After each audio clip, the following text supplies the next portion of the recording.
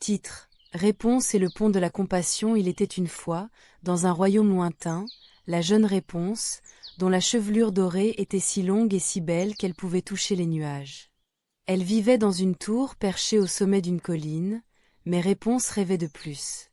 Elle souhaitait explorer le monde au-delà de sa fenêtre et rencontrer d'autres personnes. Un jour, alors qu'elle admirait le paysage, Réponse aperçut la ville voisine. Les rires des enfants jouant dans la rue résonnaient jusqu'à sa tour, et elle réalisa à quel point elle se sentait seule. À ce moment-là, une idée lumineuse germa dans son esprit.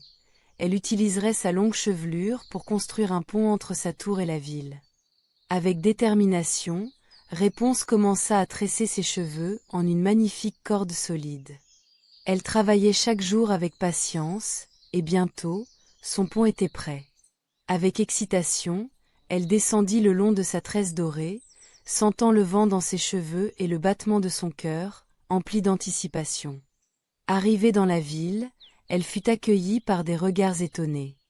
Les habitants étaient curieux et impressionnés par son courage et sa créativité. Réponse se présenta et leur expliqua qu'elle avait construit ce pont pour rencontrer des gens et créer des amitiés. Au fil des jours, Réponse et les habitants de la ville commencèrent à se rassembler. Ils organisaient des jeux, partageaient des histoires et découvraient les talents de chacun. Un garçon nommé Thomas était un excellent musicien, et une fille nommée Clara savait raconter des histoires merveilleuses. Ensemble, ils décidèrent de créer un festival pour célébrer leur nouvelle amitié. Le jour du festival, la ville était en fête. Les enfants riaient, les musiciens jouaient des mélodies entraînantes, et tout le monde dansait sous le ciel étoilé. Mais soudain, un vent violent se leva, menaçant de détruire le pont. Réponse, voyant cela, utilisa toute sa force pour maintenir sa chevelure tendue, mais elle savait que cela ne suffisait pas. Les habitants se rassemblèrent rapidement. Ensemble, ils trouvèrent des pierres solides et des branches pour renforcer le pont de Réponse. Chaque personne mettait la main à la pâte, et bientôt, le pont était encore plus fort qu'auparavant. Grâce à cette coopération, ils réussirent à protéger le pont, et la tempête passa sans causer de dégâts. À la fin de la nuit, alors que toute la ville était réunie autour du feu de camp, Réponse prit la parole. Elle remercia tout le monde pour leur aide et leur amitié. Elle réalisa que sa chevelure n'avait pas été seulement un moyen de créer un pont physique, mais aussi un lien d'union entre les cœurs. La leçon de cette histoire était claire. En collaborant et en se soutenant mutuellement, nous pouvons surmonter les obstacles et construire des ponts durables entre les gens, peu importe d'où ils viennent. Réponse comprit ainsi qu'ensemble, même les plus grands défis pouvaient être surmontés, et que l'amitié sincère est l'un des trésors les plus précieux de la vie. Et c'est ainsi que le pont de Réponse devint non seulement un passage entre sa tour et la ville, mais aussi un symbole d'unité et de compassion, cimentant des liens qui perdurèrent pour toujours dans les cœurs de chacun. Titre. La carte enchantée de Léa. Il était une fois, dans un petit village entouré de collines verdoyantes, une petite fille nommée Léa. Curieuse et avide d'aventure, Léa passait ses journées à explorer les champs et les rivières près de chez elle. Un jour, alors qu'elle jouait près d'un vieux chêne, elle découvrit une carte mystérieuse enroulée et jaunie, cachée sous une racine. Intriguée, Léa déroula la carte. Dessus étaient tracés des chemins sinueux, des rivières étincelantes et une forêt enchantée, au centre de laquelle se trouvait un grand X. C'était la promesse d'un trésor oublié.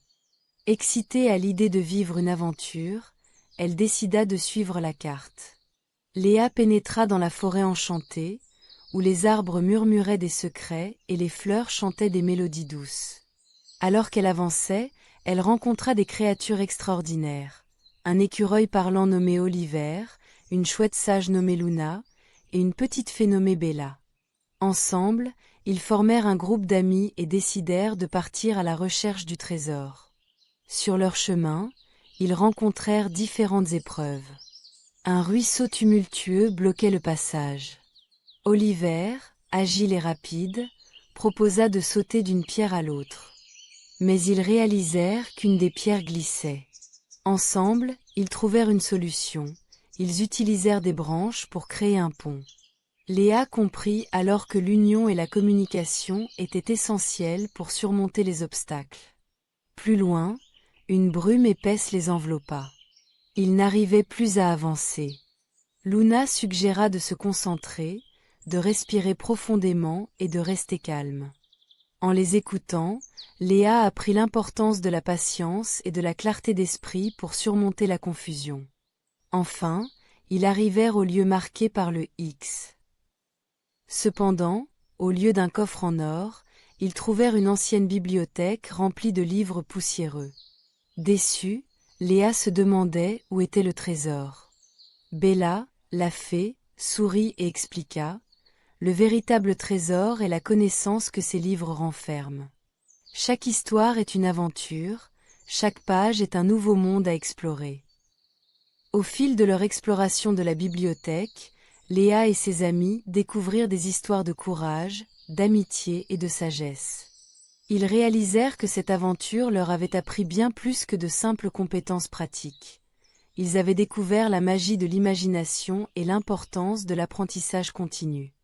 À la fin de la journée, Léa rentra chez elle, le cœur rempli de joie et de nouvelles idées. Elle comprit que chaque jour pouvait être une nouvelle aventure à travers les livres et les expériences de la vie. Leçon de vie. Le véritable trésor ne se trouve pas toujours dans la richesse matérielle, mais dans les connaissances et les amitiés que nous cultivons sur notre chemin. Parfois, il suffit d'une carte mystérieuse et d'un esprit curieux pour découvrir la magie du monde qui nous entoure. Titre : La clé de l'imaginaire. Un jour, dans un petit village paisible, une fillette nommée Lila se promenait dans les champs fleuris. En explorant un vieux chêne, elle découvrit une clé dorée, ornée de motifs délicats et mystérieux. Intriguée, Lila se demanda à quoi pouvait bien servir cette clé. Un après-midi ensoleillé, alors que le vent soufflait doucement, Lila décida de l'utiliser pour ouvrir la grande porte du château abandonné au bout du chemin. À peine la porte poussée, elle ressentit une brise fraîche et pétillante, comme si la magie l'entourait. À l'intérieur, le château se transforma sous ses yeux. Les murs étaient tapissés de couleurs vives et les jouets, autrefois figés, prenaient vie.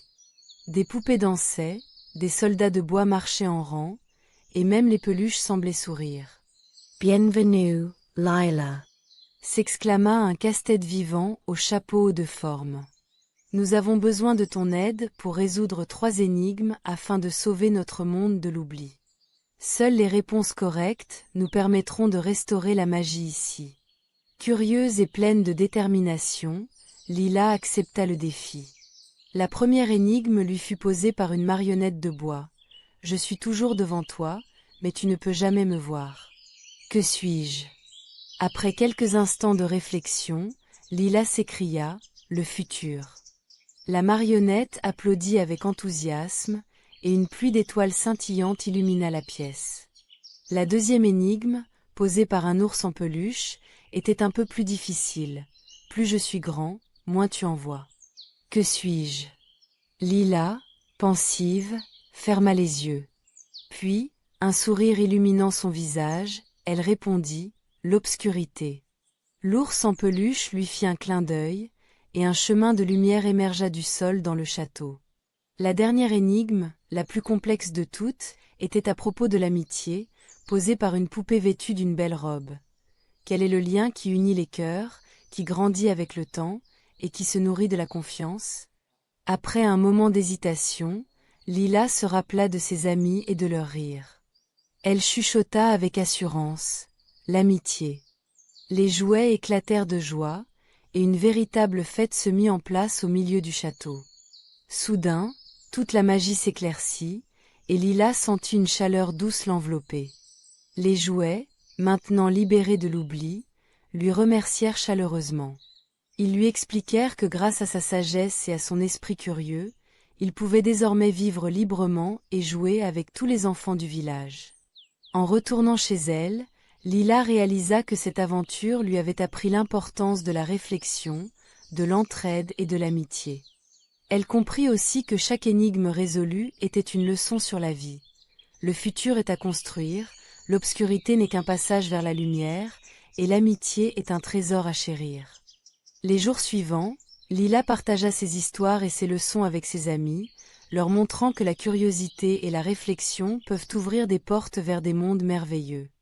Et c'est ainsi que Lila devint non seulement la gardienne d'une clé magique, mais aussi l'ambassadrice des valeurs qui font briller le cœur des enfants, éveillant leur imagination et leur curiosité, tout en les guidant vers un avenir meilleur.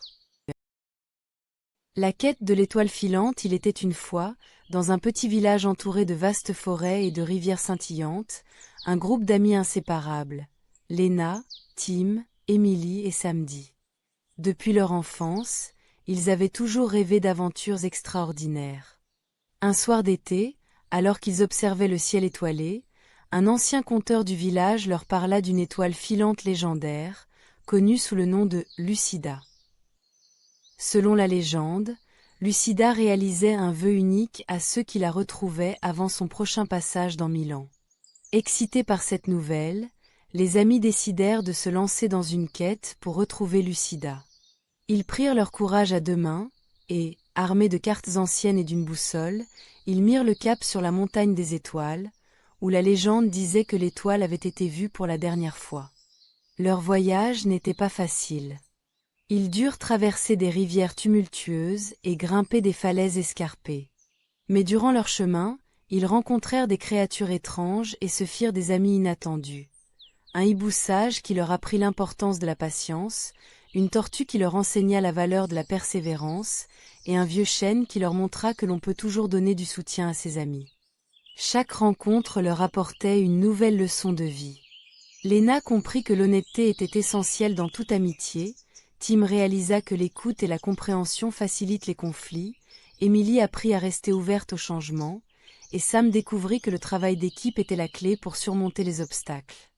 Après plusieurs jours d'aventure, ils gravirent enfin le sommet de la montagne des étoiles. Là-haut, une vue spectaculaire s'étendait devant eux. Le ciel était tissé de milliers d'étoiles, et au milieu d'elles, une lumière scintillante émergeait. Le cœur des amis battait la chamade, c'était Lucida. Nerveux mais déterminés, ils formulèrent chacun leurs vœux. L'un après l'autre, ils découvrirent que leur souhait n'était pas de demander des choses matérialistes, mais de rendre leurs futures aventures encore plus enrichissantes. Ils souhaitaient continuer à explorer le monde ensemble, apprendre et à partager leurs expériences. Lucida, avec sa lumière éclatante, leur fit un clin d'œil, et un doux souffle de vent les enveloppa. Ils comprirent que l'étoile filante leur avait offert ce qu'ils cherchaient, le voyage lui-même, le renforcement de leur amitié et les leçons apprises en chemin.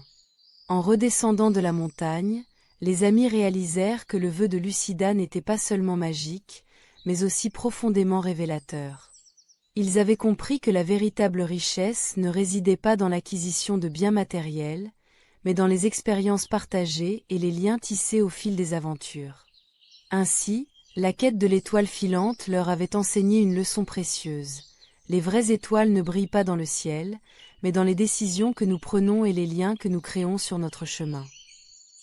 Et avec cette nouvelle sagesse, ils rentrèrent chez eux, prêts pour de nouvelles aventures, ensemble. Titre: Le chant de l'arbre légendaire. Il était une fois, dans le village de Verdun, un jeune garçon nommé Elliot. Verdun était un endroit enchanteur, où les arbres murmuraient des secrets et les feuilles chantaient au gré du vent. Les habitants vivaient en harmonie avec la nature, mais une ombre menaçait leur bonheur. Une sécheresse terrible s'était abattue sur leurs terres, rendant les rivières secs et les champs arides. Elliot, inquiet pour sa ville et élu par ses amis pour être l'espoir de leur village, décida de partir en quête de l'arbre légendaire, un arbre mythique connu sous le nom de l'arbre des vœux. On disait que ses racines s'enfonçaient dans les profondeurs de la terre et que ses branches touchaient le ciel. Au sommet de cet arbre, une flamme dorée brillait, capable d'exaucer un vœu, mais seulement si l'on venait avec un cœur pur. Avec un petit sac rempli d'eau et de provisions, Elliot se mit en route.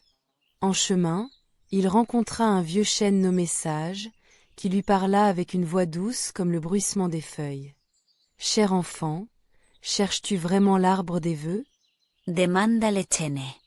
Elliot hocha la tête avec détermination. Sache qu'un vœu qui ne vient pas du cœur peut avoir des conséquences inattendues. Pourquoi veux-tu trouver cet arbre? Elliot réfléchit un instant et répondit.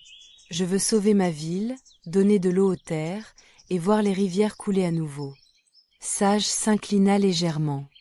La vérité est que pour sauver ta ville, il te faudra aussi apprendre comme j'ai appris pendant ma longue vie. Collectionne des histoires de ceux qui t'entourent, car chaque vie a une leçon à t'enseigner. Elliot remercia le vieux chêne, et poursuivit son chemin. Il prit le temps de parler avec des fleurs, d'écouter les oiseaux, et même de consigner les histoires des habitants de son village.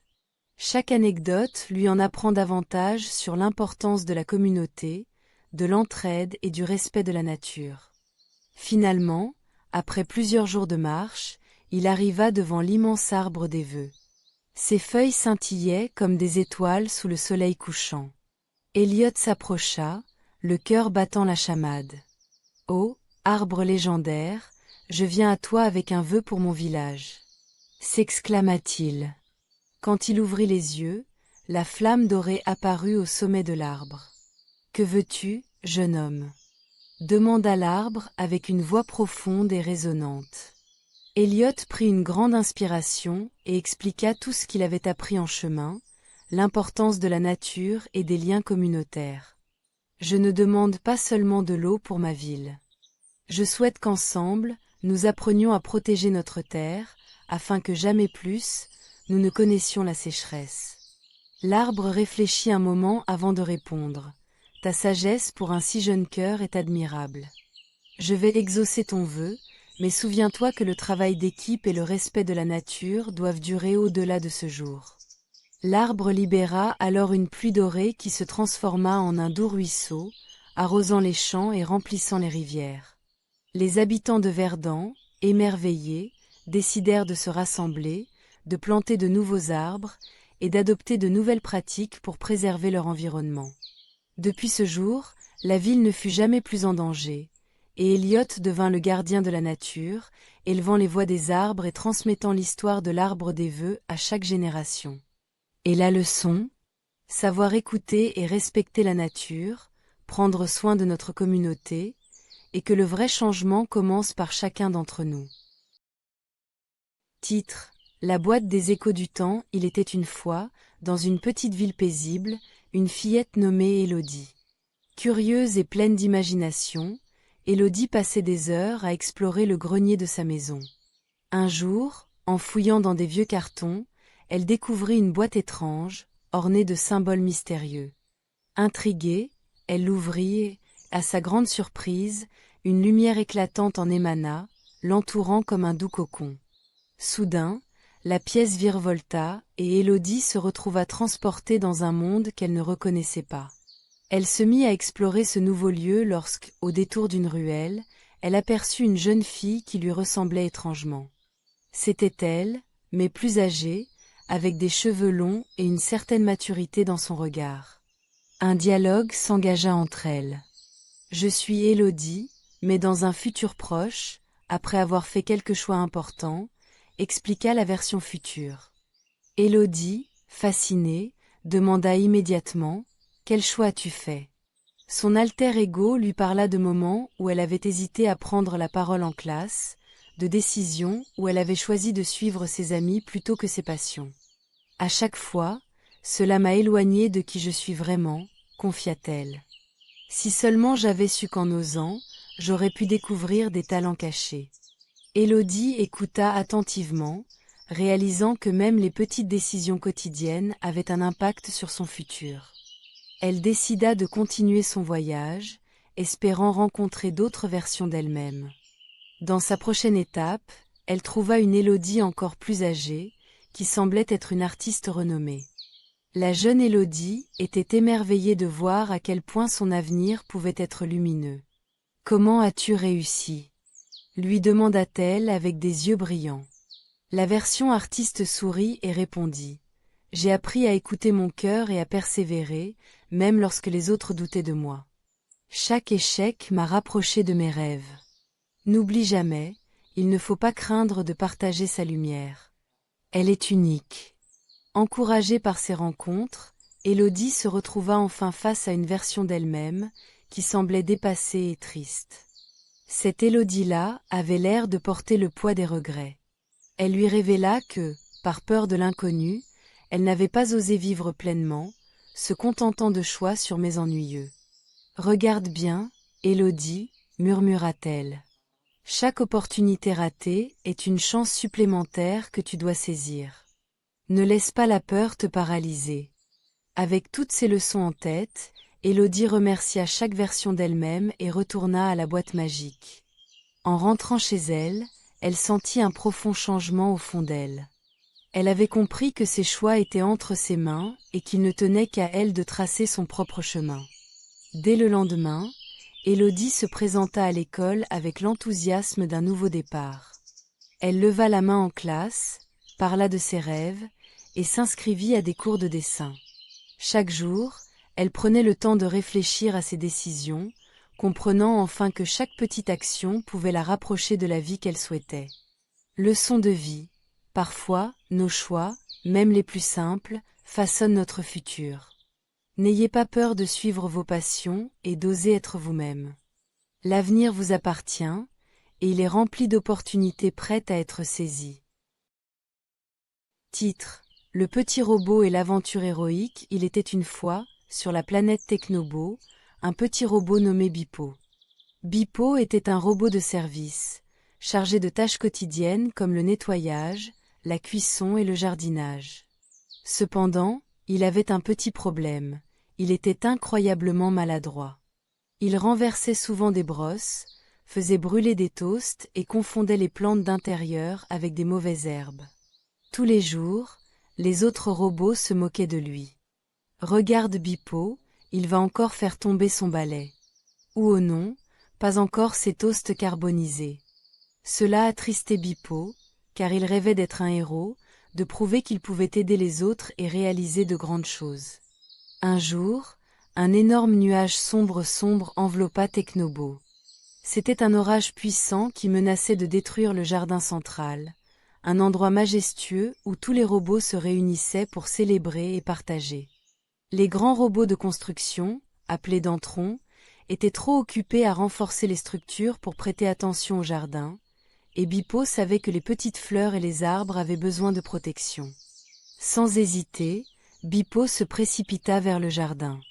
Au fur et à mesure qu'il s'approchait, il voyait les pelles et les râteaux des autres robots abandonnés, effrayés par l'orage. Il se mit à ramasser le matériel, mais ses petites mains tremblaient, et il fit tomber une pelle. Cela fit un bruit terrible qui alerta les robots à proximité, qui se moquèrent encore une fois de lui. Mais Bipo es eres eiset. S'il voulait être un héros, il devait agir, peu importe sa maladresse. Alors qu'il commençait à arroser les plantes, une bourrasque de vent balaya le jardin, menaçant de tout emporter. Bipo se souvint d'avoir vu les robots de construction dresser des barrières autour du jardin lors des tempêtes précédentes. Avec un plan en tête, il se mit à rassembler tout ce qu'il pouvait. Vieilles caisses, tuyaux et morceaux de métal, il avait une idée. Il utilisa sa créativité pour construire une barrière en un rien de temps. Certes, elle n'était pas parfaite, mais elle était assez solide pour tenir le vent à distance. Les autres robots, voyant ses efforts et sa détermination, commencèrent à l'aider. Ensemble, malgré leurs moqueries initiales, ils travaillaient sans relâche. Bipo, de son côté, continuait à se précipiter d'un endroit à l'autre, secouant les gouttes de pluie et encourageant ses amis à donner le meilleur d'eux-mêmes. Quand l'orage s'apaisa enfin, le jardin était sauvé. Les fleurs avaient résisté, et le jardin central était même plus beau que jamais grâce à l'effort collectif. Les autres robots, réalisant qu'ils avaient sous-estimé Bipo, le remercièrent chaleureusement. « Tu es notre héros, Bipo !» s'écria une petite robote de jardinage. Bipo était heureux. Il avait appris qu'il n'était pas seulement un robot maladroit, mais qu'avec de la détermination et un peu de créativité, chacun pouvait devenir un héros à sa manière. La vraie force ne réside pas dans la perfection, mais dans la volonté d'agir et d'aider les autres, même avec nos défauts. À partir de ce jour, Bipo ne fut plus jamais moqué. Au contraire, il était célébré pour sa capacité à rassembler les autres et pour son grand cœur. Il avait prouvé que devenir un héros ne nécessitait pas d'être fort ou sans défaut, mais juste courageux. Leçon de vie. Chacun peut devenir un héros, peu importe ses faiblesses, tant qu'il fait preuve de courage et d'engagement pour aider les autres. Titre: L'éléphante et le tambour magique. Dans une vaste savane, vivait une éléphante nommée Lila. Lila était douce et timide, préférant passer ses journées à l'ombre des baobabs, loin des autres animaux. Elle avait un rêve, jouer de la musique. Elle adorait écouter les chants des oiseaux et le bruit apaisant du vent dans les arbres, mais elle n'avait jamais osé partager sa passion avec quiconque. Un jour, en se promenant près d'un vieux ruisseau, Lila découvrit un tambour abandonné, recouvert de poussière et de feuilles. Intriguée, elle s'approcha et le tapa doucement avec sa trompe. Le son résonna dans toute la savane, créant une mélodie joyeuse qui fit vibrer son cœur. Pour la première fois, Lila se sentit remplie d'enthousiasme. Un peu plus loin, un groupe d'animaux curieux, attirés par ce son inhabituel, s'approcha. Il y avait des singes, des gazelles, des oiseaux colorés et même un vieux lion qui était toujours en quête de nouvelles expériences. Lila, surprise et un peu effrayée, se mit à trembler. Que ferait-il d'une éléphante timide qui osait jouer à un tambour? Mais au lieu de rire, les animaux se mirent à danser joyeusement autour d'elle. Leurs mouvements étaient si énergiques et libérateurs que Lila prit confiance et commença à jouer de plus en plus fort. La musique s'éleva dans les airs, et bientôt, tous les animaux de la savane se rassemblèrent pour écouter. Lila se mit à imaginer un grand concert, où chacun pourrait participer et célébrer la beauté de la musique. Elle prit son courage à deux mains et s'écria: « Que diriez-vous d'un grand concert pour tous les animaux ?» Les yeux de ses amis pétillèrent d'enthousiasme à cette idée. C'était un moment magique, et Lila se sentit pleine de joie pour la première fois. Les jours suivants, tous les animaux travaillèrent ensemble pour préparer cet événement. Les oiseaux confectionnèrent des guirlandes avec des fleurs colorées, les singes apprirent quelques pas de danse, et les élans apportèrent de la nourriture. Lila, avec son tambour, dirigeait les répétitions, et chaque jour, elle devenait plus confiante. Le jour du concert arriva. La savane était décorée, et tous les animaux s'étaient rassemblés autour de Lila. Quand elle commença à jouer, un silence admiratif régna. Puis, les animaux se mirent à danser, chanter et rire ensemble. Lila, au cœur de cet enthousiasme, réalisa qu'elle n'était plus seule. Sa musique avait rassemblé toute la savane. À la fin de cette belle soirée, sous un ciel étoilé, Lila comprit une précieuse leçon. Parfois, il faut dépasser sa timidité et partager ses passions avec les autres. Cela peut apporter de la joie non seulement à soi-même, mais aussi à ceux qui nous entourent. Et ainsi, Lila devint la musicienne de la savane, promettant de continuer à jouer et à rassembler tous les animaux, leur offrant un espace où chacun pourrait s'épanouir à travers la musique. Ensemble, ils avaient appris que la véritable magie réside dans l'amitié et la collaboration. Titre: Léon le chat astronaute et la quête des étoiles dans un petit vaisseau spatial. Léon, un chat astronaute déterminé, flottait doucement, entouré d'étoiles scintillantes.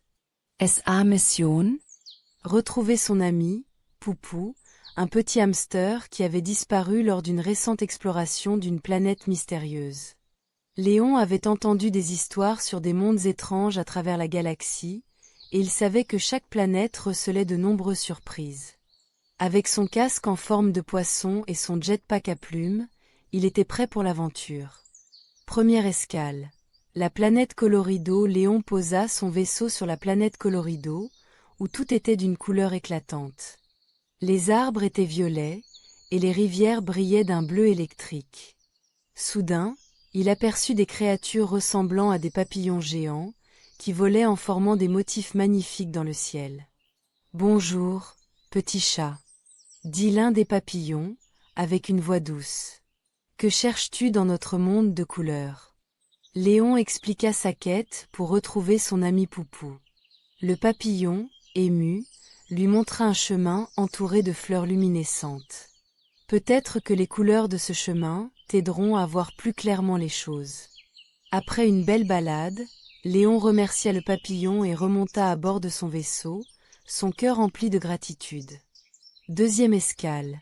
La planète silencieuse, la deuxième planète, était complètement silencieuse. Léon atterrit et découvrit des arbres en marbre qui semblaient murmurer des secrets. Ici, il rencontra des créatures ressemblant à des statues de pierre, appelées silencieux. Un silencieux s'exprima en gesticulant, et Léon réalisa qu'il communiquait par des gestes et des expressions. Communiquer avec eux l'aida à comprendre l'importance de l'écoute. Il est parfois essentiel de se taire pour apprendre des autres, lui murmura un silencieux en gesticulant, évoquant un lien précieux avec les autres. Plein de sagesse, Léon remercia les silencieux et poursuivit son voyage. Troisième escale. La planète Nutsara. Finalement, Léon atterrit sur la planète Nutsara, célèbre pour ses forêts d'arbres en forme de cacahuètes. Là, il trouva Poupou, entouré de créatures amicales, sur le point d'enseigner à ses nouveaux amis comment faire des biscuits aux noix. Leon. Je suis si heureux que tu sois enfin là.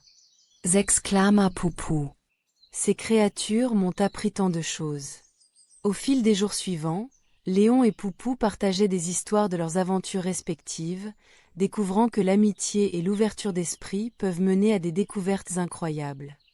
Ils réalisèrent que le véritable trésor n'était pas seulement de retrouver un ami, mais de créer de nouveaux liens et d'apprendre ensemble. Leçon de vie. De retour sur leur planète, Léon et Poupou savaient que l'amitié ne se mesure pas à la distance, mais à nos expériences.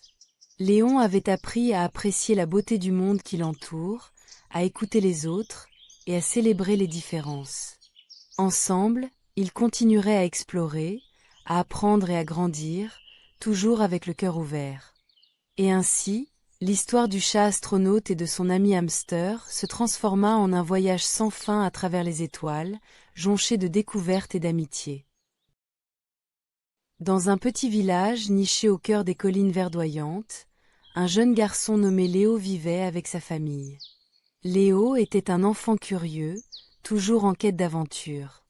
Un jour, alors qu'il se promenait dans la forêt voisine, il s'arrêta près d'un grand chêne majestueux. Étonnamment, il entendit une douce voix. C'était celle de l'arbre. « Bonjour, jeune ami, » murmura le chêne. « J'ai remarqué que tu passes souvent par ici. Que cherches-tu » Léo, d'abord surpris, réalisant qu'il pouvait comprendre les arbres, répondit « Je ne cherche rien de particulier, juste à explorer. » Le chêne, heureux de cette rencontre, expliqua à Léo l'importance des arbres pour la planète. Il lui raconta comment ils fournissaient de l'oxygène, abritaient de nombreuses espèces et maintenaient l'équilibre de la nature. Léo, fasciné par cette sagesse, demanda comment il pouvait aider à protéger ces êtres vivants. « Parle de moi et des autres arbres aux habitants de ton village. Ils ne réalisent pas à quel point nous sommes précieux, » répondit le chêne. Excité par cette nouvelle mission, Léo se rendit au village. Il réunit les enfants et déclara « Les arbres parlent. Ils ont besoin de nous pour les protéger. » Les enfants furent d'abord sceptiques, mais Léo partagea ce qu'il avait appris. Intrigués, les jeunes villageois décidèrent de l'accompagner dans ses promenades. Léo et ses amis, accompagnés des arbres, firent découvrir aux villageois toute la beauté de la nature. Ensemble, ils organisèrent des journées de nettoyage des forêts, plantèrent de nouveaux arbres et apprirent à respecter leur environnement. Au fil des mois, le village commença à changer. Les habitants prirent conscience des importantes relations qu'ils avaient avec la nature. Ils mirent en place des réglementations pour protéger les zones boisées et encouragèrent la biodiversité dans leurs jardins. Un jour, de passage, le chêne s'adressa à Léo. « Merci, mon jeune ami.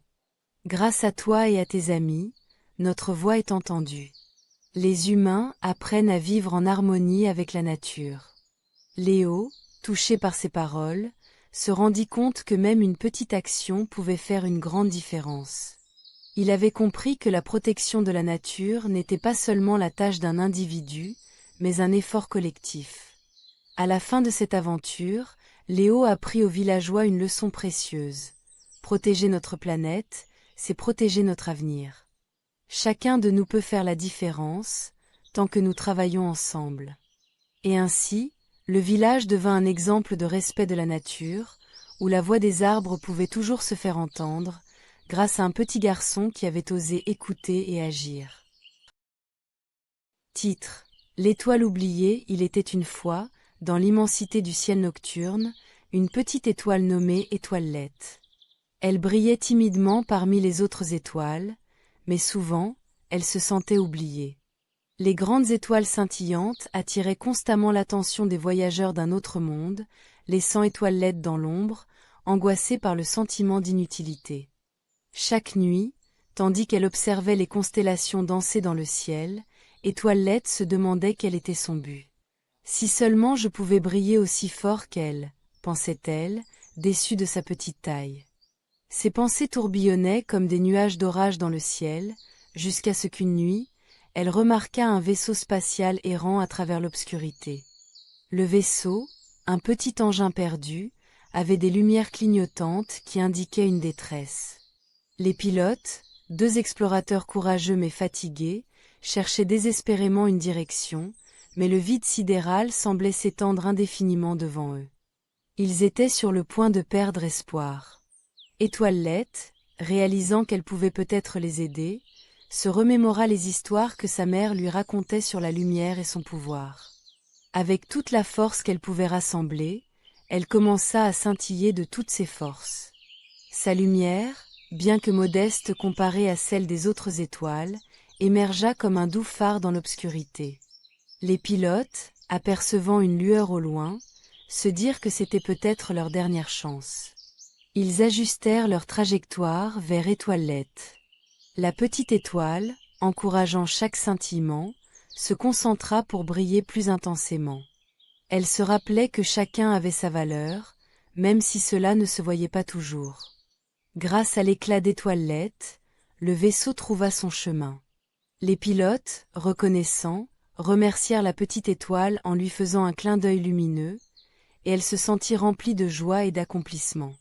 Enfin, elle comprit que même si elle était plus petite que les autres, sa lumière pouvait transformer des vies.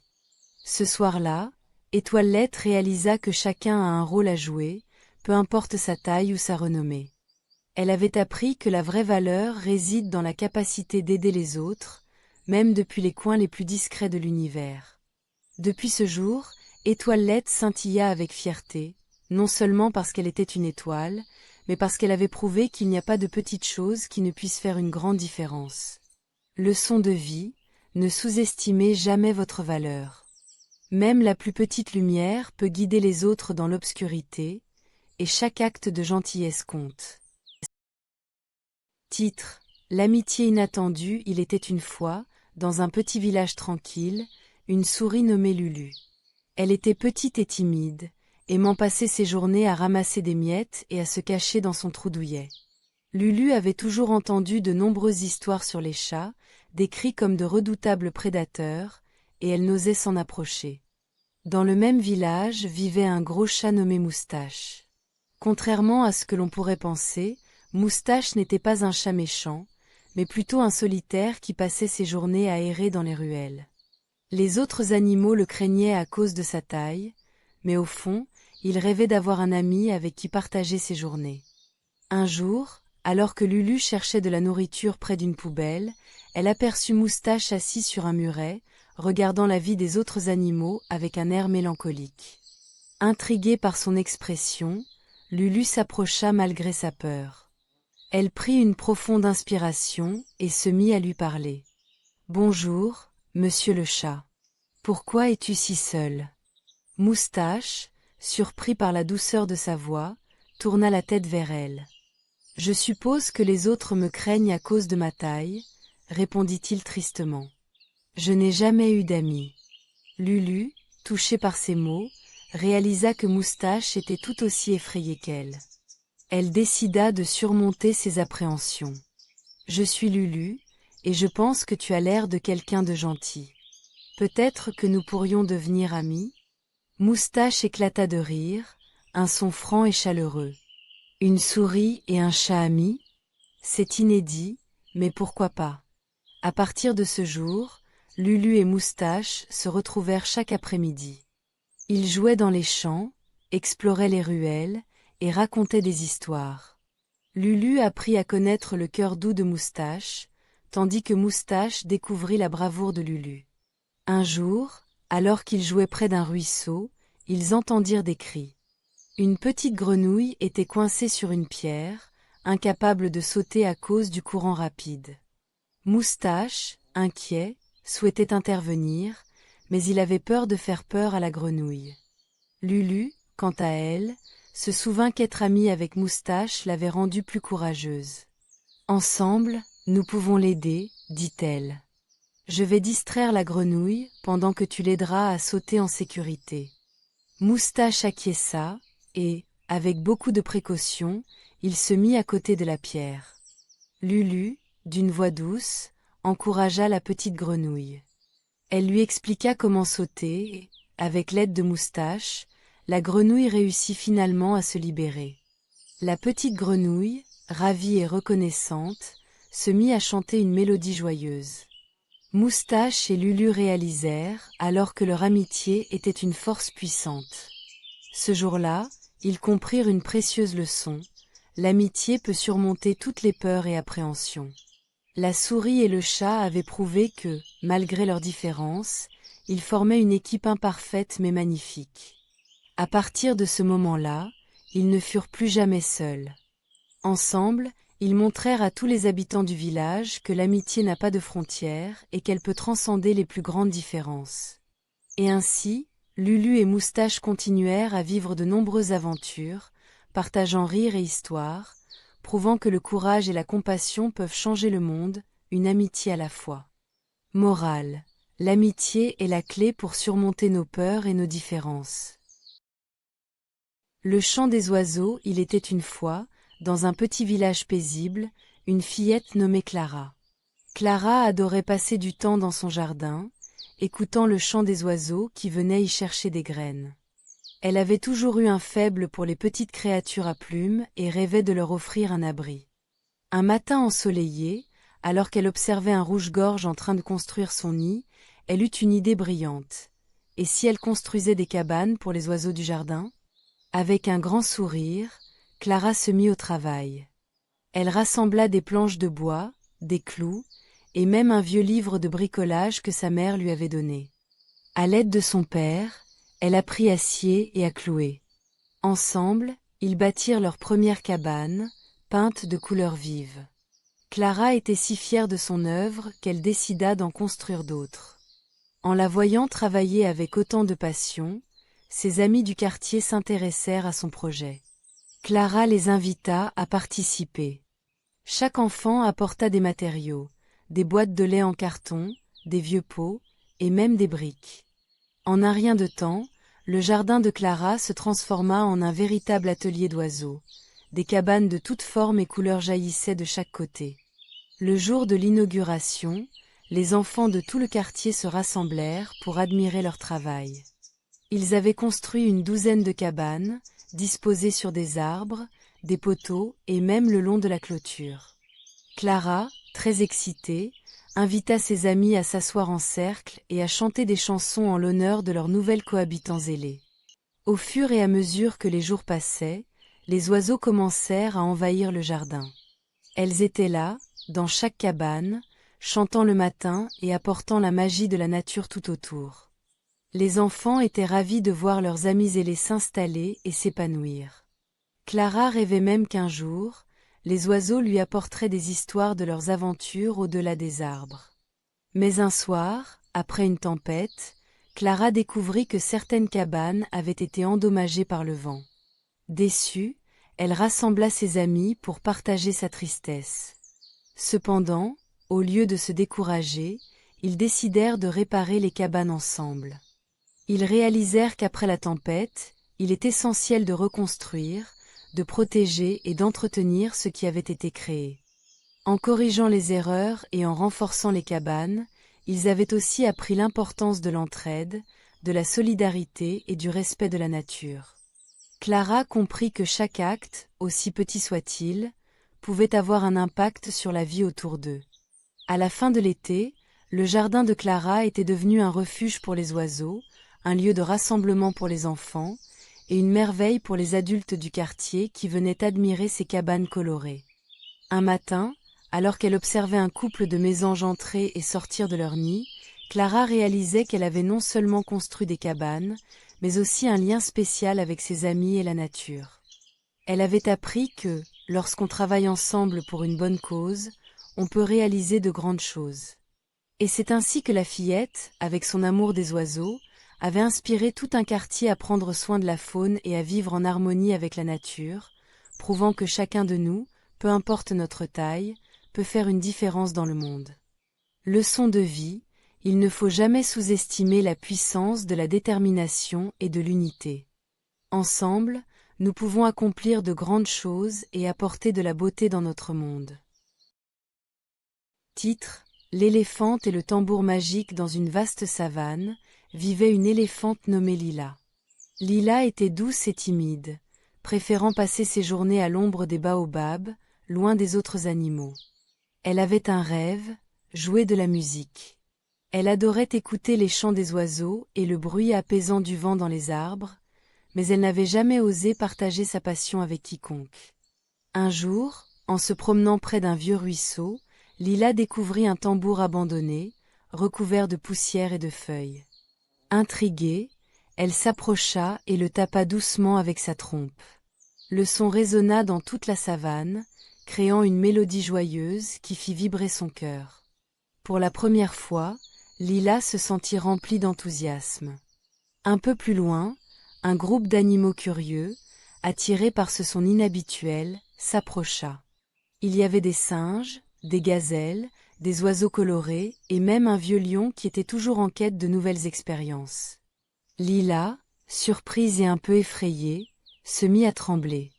Que ferait-il d'une éléphante timide qui osait jouer à un tambour? Mais au lieu de rire, les animaux se mirent à danser joyeusement autour d'elle. Leur mouvement était si énergique et libérateur que Lila prit confiance et commença à jouer de plus en plus fort. La musique s'éleva dans les airs, et bientôt, tous les animaux de la savane se rassemblèrent pour écouter. Lila se mit à imaginer un grand concert, où chacun pourrait participer et célébrer la beauté de la musique.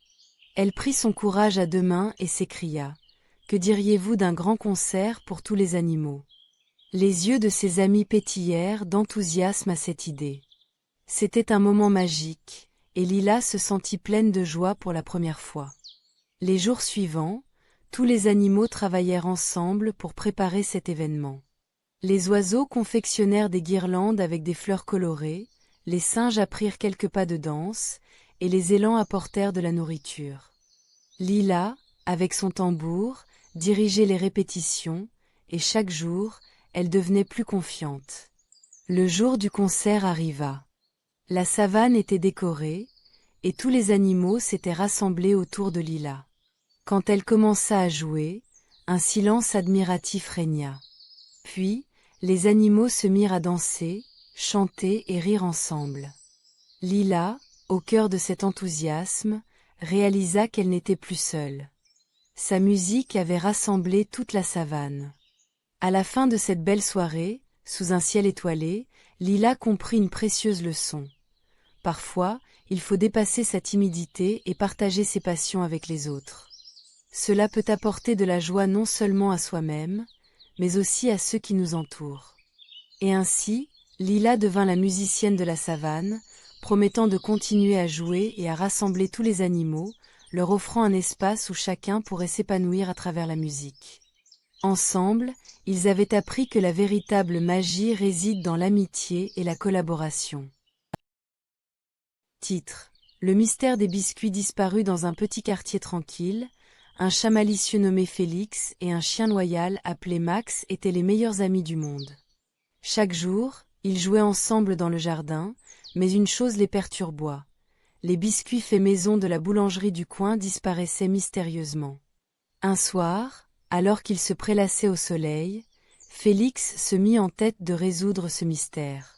« Max, je pense qu'il est temps de mener notre enquête. Ensemble, nous découvrirons qui dérobe ces délices. » Max, toujours prêt à aider, aboya joyeusement. « Oui, allons-y. Mais comment allons-nous procéder ?» Félix, avec son esprit vif, suggéra de suivre les indices. On doit commencer par interviewer les voisins. Ils ont peut-être vu quelque chose. Le lendemain, ils commencèrent par la vieille Madame Gertrude, qui était connue pour ses histoires. « Bonjour, Madame Gertrude. Avez-vous vu quelque chose de suspect dernièrement ?» demanda Max. Elle réfléchit un moment, puis répond. « Eh bien, j'ai vu un petit écureuil rôder près de la boulangerie ces derniers jours. Il semblait très intéressé par les biscuits. » Félix et Max remercièrent Madame Gertrude et se mirent en route vers la boulangerie. En chemin, ils décidèrent de se cacher et d'observer le coin où se trouvaient les biscuits. Au bout d'un moment, ils aperçurent effectivement un petit écureuil aux yeux brillants, qui, avec agilité, dérobait un biscuit à travers une fenêtre entr'ouverte. Félix s'exclama, « Regarde, Max. Nous avons trouvé le voleur. » Max, bien que surpris, se sentit mal pour l'écureuil. Il ne doit pas avoir beaucoup à manger. Peut-être qu'il ne fait pas cela par malice. Félix, réfléchissant à la situation, dit « Tu as raison, Max. Peut-être qu'au lieu de le chasser, nous devrions l'aider. » Ils s'approchèrent lentement de l'écureuil. « Eh, petit ami, nous avons remarqué que tu prends les biscuits. Est-ce que tu as faim ?» L'écureuil, effrayé au début, se rendit vite compte qu'il ne représentait pas une menace. Il avoua « Oui, je n'avais plus rien à manger. Je suis désolé de voler les biscuits, mais je n'ai pas d'autre choix. » Félix et Max se regardèrent et comprirent qu'ils pouvaient faire quelque chose de bien pour aider l'écureuil. « Nous pourrions parler à la boulangère et lui demander si elle peut aider, » proposa Max. Ils retournèrent à la boulangerie et expliquèrent la situation à Madame Boutin, la boulangère. Touchée par l'histoire de l'écureuil, elle décida de lui donner quelques restes de biscuits chaque jour.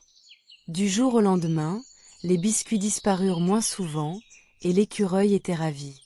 Félix et Max avaient non seulement résolu le mystère, mais ils avaient aussi appris que parfois, la compassion et l'entraide peuvent être plus puissantes que la colère ou le jugement. Moralité. Face à une situation difficile, au lieu de juger ou de blâmer, faites preuve de compréhension et d'empathie.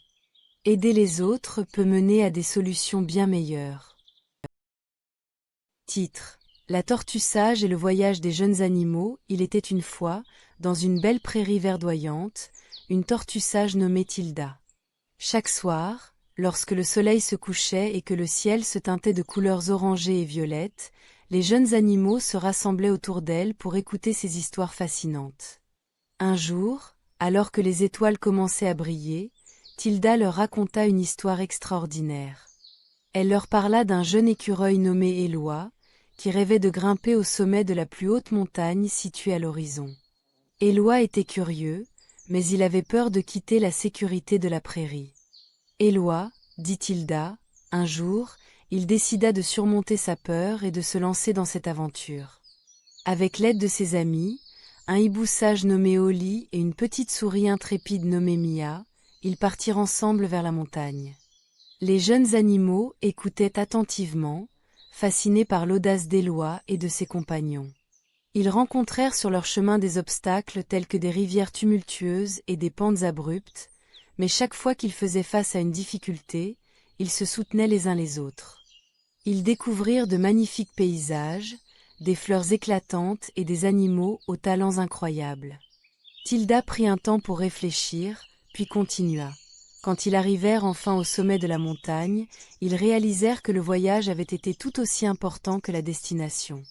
Ils avaient appris des leçons précieuses sur l'amitié, la solidarité et le courage. Les jeunes animaux étaient captivés par ces récits d'aventure, mais une question persistait chez un jeune lapin nommé Léo. Mais Tilda, que s'est-il passé après qu'ils soient rentrés chez eux?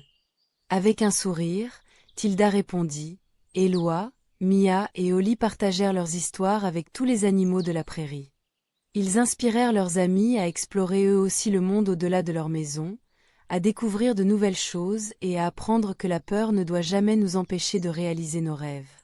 La leçon de cette histoire, conclut Tilda, est que l'aventure commence là où se termine notre zone de confort. Il suffit d'un peu de courage et de bons amis pour explorer de nouveaux horizons. N'ayez jamais peur d'aller au-delà de ce que vous connaissez et de découvrir tout le potentiel qui sommeille en vous. Les jeunes animaux, le cœur rempli d'inspiration, remercièrent Tilda. Ils comprirent que chaque jour est une chance d'explorer, d'apprendre et de grandir, et qu'ensemble, ils pourraient réaliser de grandes choses. Ainsi, la prairie devint le point de départ pour de nombreuses nouvelles aventures, toutes initiées par les histoires de la sage tortue Tilda. Titre: Le mystère des biscuits disparus dans un petit quartier tranquille. Un chat malicieux nommé Félix et un chien loyal appelé Max étaient les meilleurs amis du monde. Chaque jour, ils jouaient ensemble dans le jardin, mais une chose les perturba.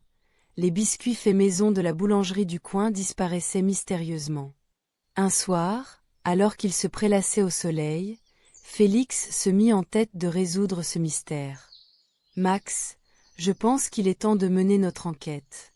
Ensemble, nous découvrirons qui dérobe ces délices. » Max, toujours prêt à aider, aboya joyeusement. « Oui, allons-y. Mais comment allons-nous procéder ?» Félix, avec son esprit vif, suggéra de suivre les indices. On doit commencer par interviewer les voisins.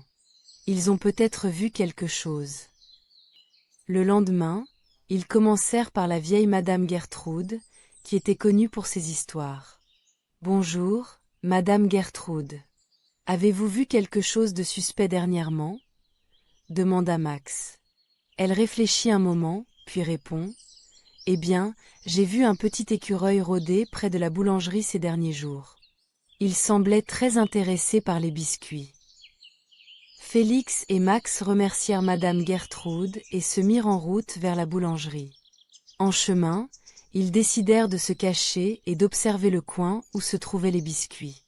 Au bout d'un moment, ils aperçurent effectivement un petit écureuil aux yeux brillants, qui, avec agilité, dérobait un biscuit à travers une fenêtre entr'ouverte. Felix exclama, Regarde, Max. Nous avons trouvé le voleur. Max, bien que surpris, se sentit mal pour l'écureuil. Il ne doit pas avoir beaucoup à manger. Peut-être qu'il ne fait pas cela par malice. Félix, réfléchissant à la situation, dit « Tu as raison, Max. Peut-être qu'au lieu de le chasser, nous devrions l'aider. » Ils s'approchèrent lentement de l'écureuil. « Hé, petit ami, nous avons remarqué que tu prends les biscuits. Est-ce que tu as faim ?» L'écureuil, effrayé au début, se rendit vite compte qu'il ne représentait pas une menace. Il avoua « Oui, je n'avais plus rien à manger. Je suis désolé de voler les biscuits, mais je n'ai pas d'autre choix. » Félix et Max se regardèrent et comprirent qu'ils pouvaient faire quelque chose de bien pour aider l'écureuil. « Nous pourrions parler à la boulangère et lui demander si elle peut aider, » proposa Max. Ils retournèrent à la boulangerie et expliquèrent la situation à Madame Boutin, la boulangère. Touchée par l'histoire de l'écureuil, elle décida de lui donner quelques restes de biscuits chaque jour. Du jour au lendemain, les biscuits disparurent moins souvent et l'écureuil était ravi. Félix et Max avaient non seulement résolu le mystère, mais ils avaient aussi appris que parfois, la compassion et l'entraide peuvent être plus puissantes que la colère ou le jugement. Moralité: face à une situation difficile, au lieu de juger ou de blâmer, faites preuve de compréhension et d'empathie. Aider les autres peut mener à des solutions bien meilleures. Titre: Le trésor de la forêt. Il était une fois, dans une forêt verdoyante, un jeune renard nommé Félix et un petit hérisson prénommé Hélène. Félix était vif et plein d'énergie, tandis qu'Hélène était prudente et réfléchie. Bien qu'ils vécussent tous deux dans la même forêt, ils ne se connaissaient pas bien et se méfiaient l'un de l'autre.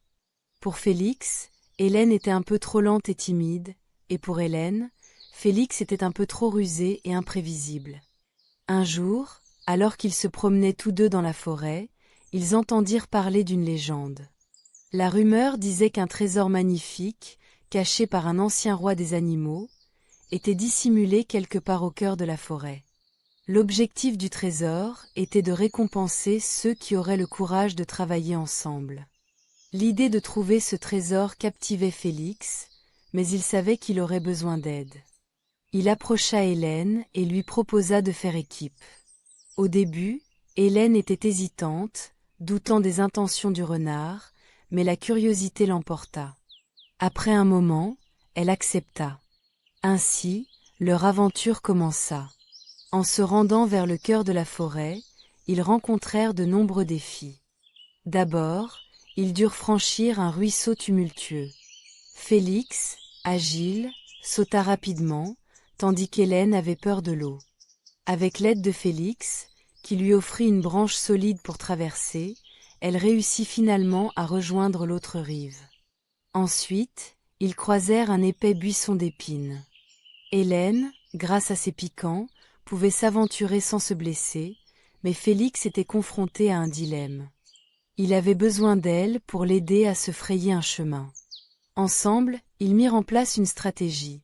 Hélène utilisa ses capacités à se faufiler, pendant que Félix gardait l'œil ouvert pour les dangers environnants. Grâce à leur collaboration, ils traversèrent le buisson sans se blesser. Au fur et à mesure de leur cheminement, ils découvrirent que leurs différences étaient en réalité des forces.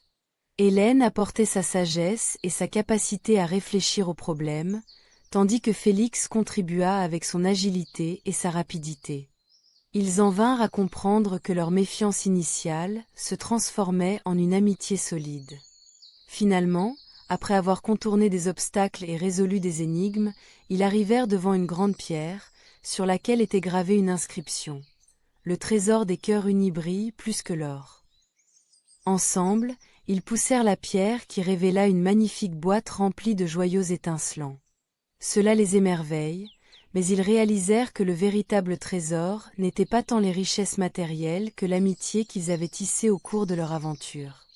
Félix et Hélène prirent quelques joyaux, décidant de les partager avec les autres habitants de la forêt, pour leur montrer que la coopération et la confiance sont les plus grandes richesses que l'on puisse acquérir.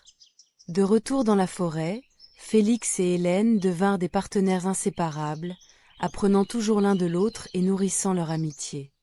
Ils avaient non seulement trouvé un trésor, mais aussi une précieuse leçon de vie. Leçon de vie, la diversité est une force. En apprenant à collaborer et à s'entraider, on peut surmonter bien des défis et découvrir de précieuses richesses, bien plus importantes que l'or, l'amitié et la confiance. Titre: L'abeille curieuse et le papillon rêveur dans un jardin luxuriant, où les fleurs dansaient au rythme du vent et où les ardeurs du soleil baignaient chaque pétale de lumière, vivaient deux compagnons très différents. L'une était une abeille nommée Buzz, connue pour sa curiosité insatiable, et l'autre était un papillon nommé Luno, dont l'esprit voyageait souvent dans les nuages, rêvant de contrées lointaines. Les jours chaleureux d'été passaient paisiblement jusqu'au jour où, un vent lourd et murmure menaçant s'annonça. Les nuages sombres s'amoncelaient au loin, signalant l'arrivée d'une tempête qui risquait de détruire leur précieux jardin. Buzz, toujours en quête de nouvelles aventures, observa l'orage s'approcher et réalisa qu'il fallait agir, sinon le jardin et tous ses habitants seraient en danger. Luno, appela-t-elle. Il faut faire quelque chose. La tempête approche et nous devons protéger notre jardin. Luno, allongé sur une feuille, rétorqua. Oh, Buzz, il n'y a rien que nous puissions faire. Qui pourrait arrêter une tempête? Mais Buzz, déterminé, ne pouvait pas accepter cette fatalité. Nous devons trouver un moyen d'unir nos forces. Tu es tellement léger et rapide.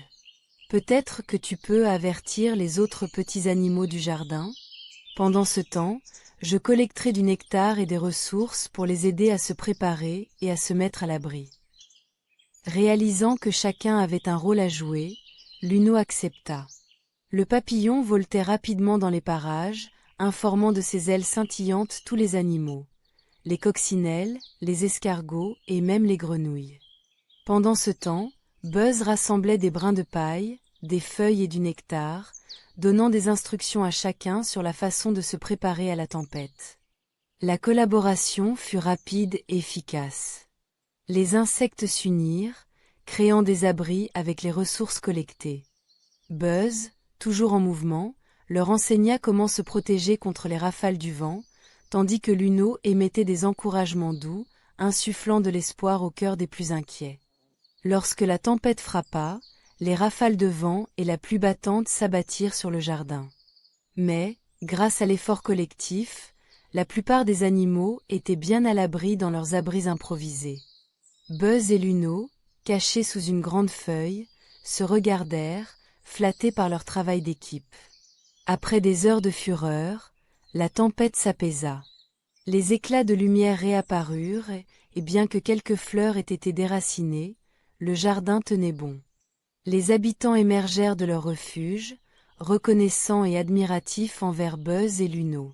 « Vous avez prouvé qu'ensemble, nous étions plus forts, » dit une coccinelle. « Sans vous, nous n'aurions pas su comment nous préparer. » Buzz sourit puis, se tournant vers Luno, ajouta « Regarde, même si nous venons de milieux très différents, notre amitié a fait la différence. » Luno, retenant ses rêves d'ailleurs pour un moment, comprit la grande leçon qu'il venait d'apprendre. Parfois, il faut mettre de côté nos différences pour unir nos forces face à l'adversité. Ensemble, nous sommes capables de surmonter même les plus grandes tempêtes. Et ainsi, le jardin retrouva sa beauté, les couleurs éclatantes des fleurs renaissant sous le soleil, et l'alliance improbable de Buzz l'abeille et Luno le papillon devint un exemple d'espoir et de solidarité pour tous les êtres vivants du jardin. Fin. Titre: Les jumeaux de Lumoria. Il était une fois, dans le village paisible de Lumoria, deux jumeaux, Lila et Ellie. Dès leur naissance, ils avaient été dotés de pouvoirs magiques. Lila pouvait manipuler la lumière, tandis qu'Ellie avait le pouvoir de contrôler l'eau. Ensemble, ils apportaient joie et harmonie dans leur village, créant des spectacles éblouissants de jeux de lumière et de fontaines dansantes. Cependant, la tranquillité de Lumoria fut bientôt troublée par l'arrivée d'un sorcier nommé Mordack. Envieux des pouvoirs des jumeaux, il décida de s'emparer de leur magie pour renforcer la sienne. Il commença par répandre des rumeurs, semant la division parmi les villageois. Si les jumeaux disparaissaient, nous pourrions vivre sans leur tour, murmurait-il. Les villageois, inquiets, commencèrent à se méfier de Lila et Ellie. Un jour, alors que les jumeaux jouaient près du ruisseau, ils entendirent une conversation secrète entre Mordack et quelques villageois influencés par ses paroles. Ils réalisèrent que leur lien fraternel n'était pas seulement une fonte de leur pouvoir, mais aussi la clé pour restaurer l'harmonie dans leur communauté. Ils savaient qu'ils devaient agir rapidement. Lila et Ellie décidèrent de confronter Mordack. Dans la nuit étoilée, ils se rendirent courageusement à son repère. Le sorcier les attendait, un sourire malicieux sur le visage. « Vous pensez que vous pouvez me défier ?» taquina-t-il. Mais au lieu de céder à la peur, les jumeaux unirent leurs pouvoirs. Lila fit briller une lumière éclatante, qu'Ellie transforma en une magnifique cascade d'eau scintillante. La magie combinée des jumeaux enveloppa le sorcier, le forçant à reculer. À cet instant, ils entendirent un murmure dans le vent, « L'union fait la force ». Mordack, incapable de résister à leur lumière et leur eau, se transforma en une pluie d'étincelles, dispersées aux quatre vents.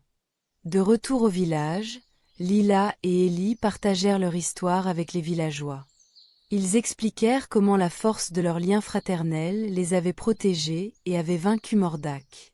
Les villageois, ayant compris la puissance de l'unité et de la confiance, s'excusèrent pour leurs doutes et célébrèrent le retour de l'harmonie.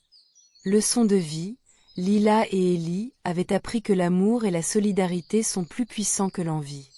En unissant leurs forces, ils avaient non seulement vaincu un sorcier, mais aussi renforcé les liens de leur communauté. À partir de ce jour, l'Humoria devint un lieu où chacun apprenait à célébrer ses différences, car c'était ensemble qu'ils pouvaient accomplir de grandes choses.